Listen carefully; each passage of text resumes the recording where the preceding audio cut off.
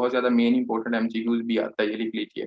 उसके बाद नंबर 4 आप लोगों को पता होना चाहिए, अगर फॉर एग्जाम्पल ये थोड़ा सा कॉन्ट्रैक्ट हो ही रहा है, आपका हार्ट थोड़ा बहुत कॉन्ट्रैक्ट हुआ, अब मुझे आप लोगों ने बताना है कि इसके अंदर स्टीनोसिस होगी या रिगर्जिटेशन होगी। इसके अंदर हम जो देखेंगे वो स्टीनोसिस होगी या रिगर्जिटेशन होगी, शाबाश बताइएगा जी। तो यार ये सिंपल सी बातें हैं, इसके अंदर कोई रॉकेट साइंस है नहीं कि ये सिंपल सी बात है कि इसके अंदर रिगर्जिटेशन होगी, क्योंकि फ्लूइड बहुत ज्यादा है, तो फ्लूइड पीछे की तरफ जाएगा, तो इस वजह से हम इसके अंदर क्या देखते हैं, इसके अंदर हम रिगर्जिटेशन देखते हैं। ठीक है, तो आपने क्या कहना है, एक तरह का रिगर्जिटेशन देखनी है। ठीक है, ये नंबर 4 पॉइंट्स हो गए। उसके अंदर हम और क्या देखते होते हैं, आपने कहना है कि आपका जो हार्ट होगा इकोकार्डियोग्राफी, तो वो डायलेटेड होगा। क्या कहना है आपने, dilated heart on echo, echo के ऊपर क्या होगा, आपका हार्ट जो होगा वो क्या होगा, एक तरह का डायलेटेड होगा। नंबर 6 आप क्या देखते होते हो, नंबर 6 आप देखते हो कि हम ना, एक मेरी बात को गौर कीजिएगा, जब फॉर एग्जांपल आपके हार्ट के अंदर वॉल्यूम बढ़ जाता है तो हम उसके लिए एक्सरे करते होते हैं। हम क्या करते हैं, एक तरह का एक्सरे करते हैं।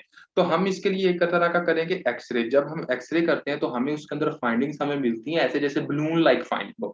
कौन सी फाइंडिंग हो आपकी, बलून लाइक फाइंडिंग्स हो। तो आपने कहना है कि जब हम एक्सरे करते हैं तो उसके अंदर हमें जो फाइंडिंग मिलती है वो कौन सी होती है, जैसा कि आपकी बलून लाइक फाइंडिंग्स होती हैं। ठीक हो गया, तो यहाँ तक फाइंडिंग्स को हम डिस्कस कर रहे थे। तो सबसे पहले आपने कहना है, क्योंकि ये डायलेटेड कार्डियोमायोपैथी है तो हार्ट की डिजीज है, मसल्स की डिजीज है, तो हार्ट फेलियर तो होगा ही होगा।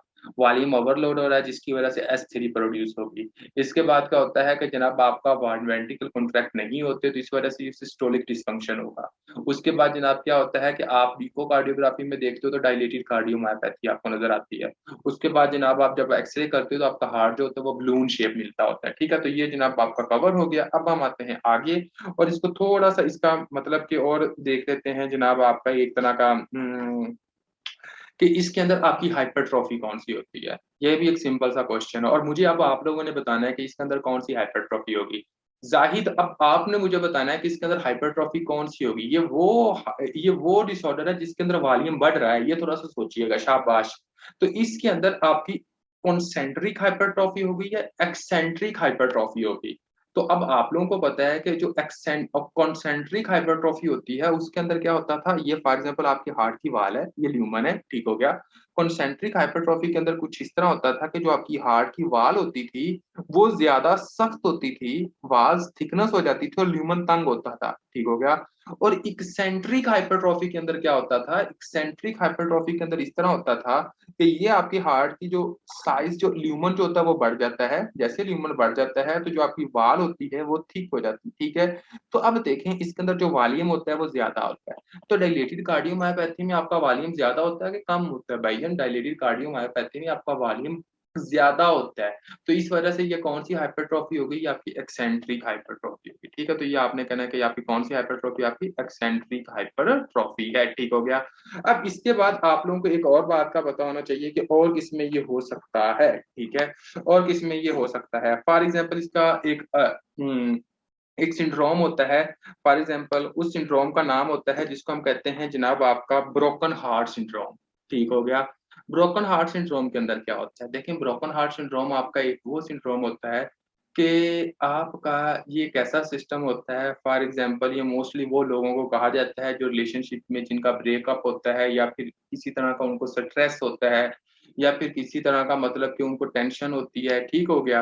तो उसके नतीजे में क्या होता है कि उनके जो हार्ट होता है उसके ऊपर एक तरह का क्या काम होता है कि उनकी कॉन्ट्रैक्शन, जो मसल वीकनेस होना शुरू हो जाती है। ठीक है, यंग एज के अंदर ही उनकी जो मसल्स होते हैं वो वीकनेस होना शुरू हो जाती है।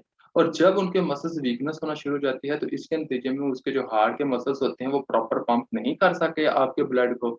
जब वो आपके ब्लड को प्रॉपर पंप नहीं कर सकते तो जिसकी वजह से आपका जो ब्लड होता है वो आपके हार्ट से बाहर नहीं निकलता और आपकी बॉडी के पार्ट्स को नहीं मिलता, जिसकी वजह से क्या होता है कि आपका एक तरह का आपका हार्ट फेलियर हो सकता है, और इसको हम कहते हैं ब्रोकन हार्ट सिंड्रोम। कौन सा होता है आपका, ब्रोकन हार्ट सिंड्रोम। ठीक है, तो ब्रोकन हार्ट सिंड्रोम,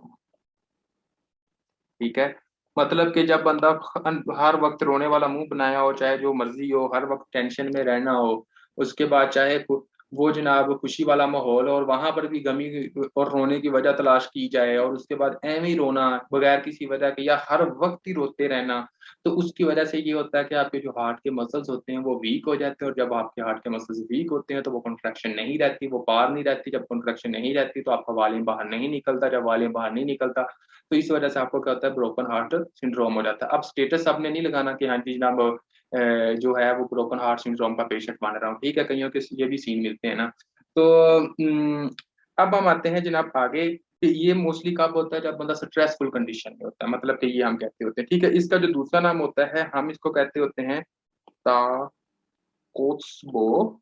ताकुत्सबो, ये लगता कोई रशियन ही था जिसने ये आजाद किया हुआ, कार्डियोमायोपैथी, ठीक हो गया। ताकुत्सबो कार्डियोमायोपैथी इसका दूसरा नाम होता है। जिसने ये कहा था सबसे पहले उसका नाम था ताकुत्सबो, ठीक हो गया। तो उसने अपने नाम से दिया कि जनाब ताकुत्सबो कार्डियोमायोपैथी या ब्रोकन हार्ट सिंड्रोम, ठीक हो गया। अब हम आते हैं इसके ट्रीटमेंट की तरफ कि हम इसका ट्रीटमेंट क्या कर सकते हैं।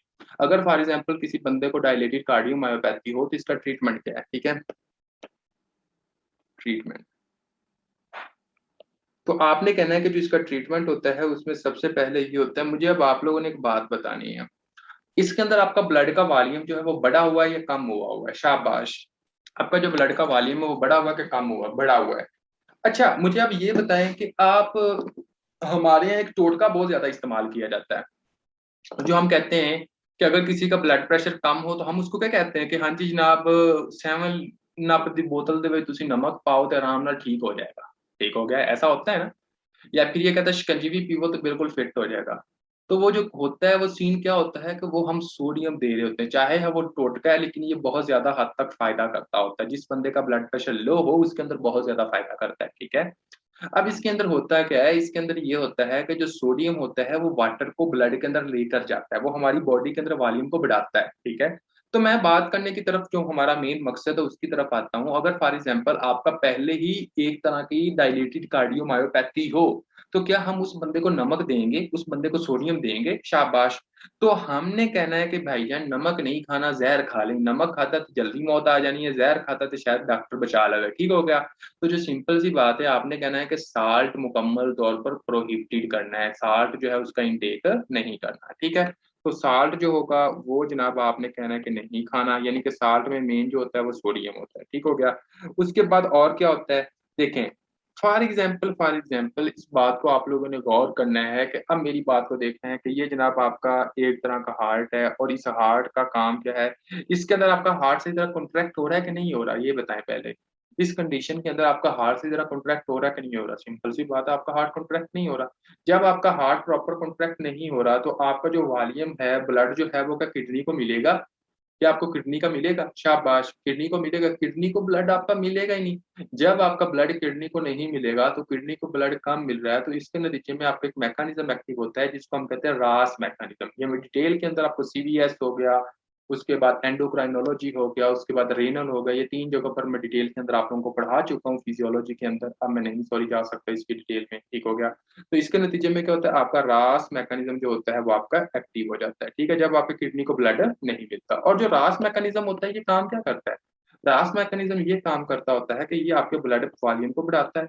लेकिन मुसीबत ये है कि आपका पहले ही वॉल्यूम बहुत ज्यादा है, ठीक हो गया। तो हमारा दूसरी मुसीबत ये है कि जनाब आपका वॉल्यूम पहले ही उधर जा नहीं रहा किडनी की तरफ, तो रास मैकेनिज्म तो ऑटोमेटिकली एक्टिव होगा। और रास मैकेनिज्म के अंदर जो वॉल्यूम बढ़ा रहा होता है उसका नाम होता है एंजियोटेंसिन 2।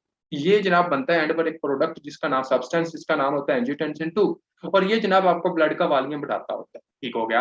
अब आप लोग सोचो कि फॉर एग्जाम्पल हमें क्या चाहिए कि यार अगर ये वॉल्यूम इधर आ ही नहीं रहा, ठीक हो गया, रास मैकेनिज्म तो एक्टिव हो रहा है, लेकिन अगर फॉर एग्जाम्पल हम कोई ऐसी मेडिसिन दें जो कि ये एंजियोटेंसिन 2 बनने ही ना दे, ये चीज ही ना बने, तो क्या आपका वॉल्यूम बढ़ेगा? आपका वॉल्यूम बढ़ेगा ही नहीं, ठीक हो गया।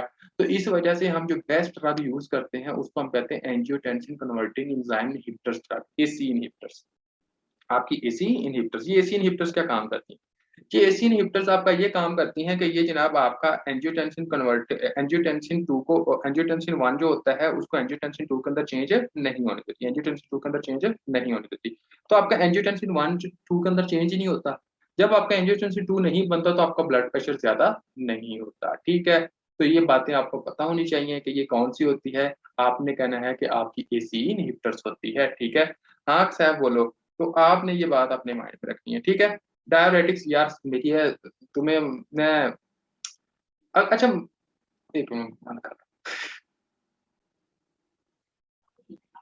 अच्छा जी, तो अब हम जो नेक्स्ट आपका यूज करते हो तो हम क्या कहते हैं, एक तरह का डायोरेटिक्स, ठीक है। हम डायोरेटिक्स मेडिसिन देंगे।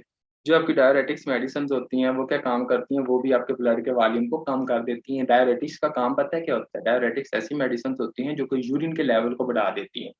अब फॉर एग्जाम्पल आप खुद देखो कि ये आपका एट्रियम है, ये आपका वेंट्रिकल है। अगर फॉर एग्जाम्पल यहाँ पर पहले ही वॉल्यूम बहुत ज्यादा है, अगर यहाँ पर पहले ही वॉल्यूम बहुत ज्यादा है, ठीक है, तो हमको ऐसी मेडिसिन यूज करनी चाहिए ना कि यहाँ पर वॉल्यूम को कम करें।